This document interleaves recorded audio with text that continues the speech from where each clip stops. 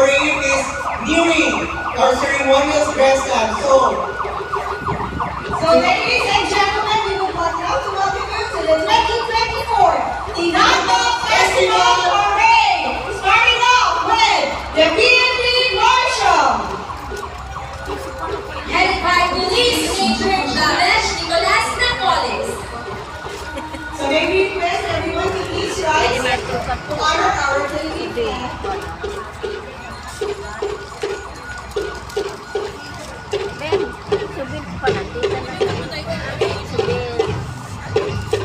So there you have it, PNP Marshal, followed by the festival banners.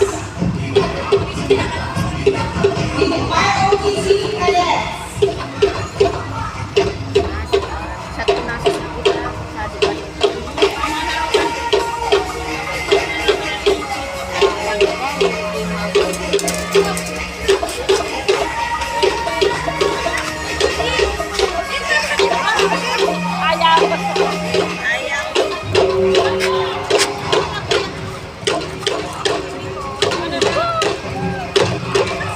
And of course, the celebration will not be complete without honoring Our Lady of Lourdes.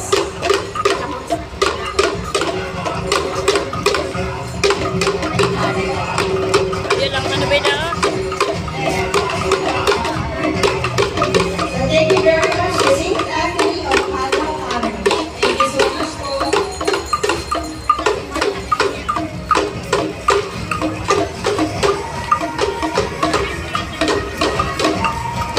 So another essence po ng Tinato Festival ay yung ating tribal dance group, our Indigenous People Tribal Dance Group.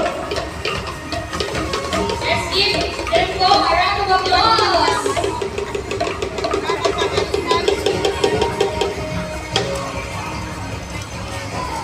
ay satu pa lang din. Sabi.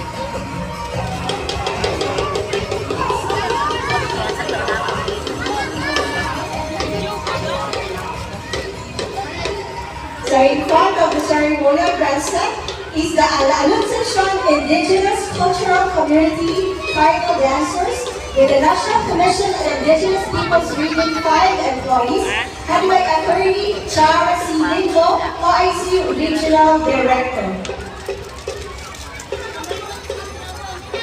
Sa ilan po kayo din si Joan Luwabe, dito po kada ang synopsis and narration, kani pong dance ka anis. Ito ang yang ini jahat. Ang giluya usali magkakausan upang nanganin kami sa unit at ang kinayang kaulangan. Nagkundya-kundya, mga nakakundya-kundya usin. Bilang usahan na pasasalamat, hindi usahan na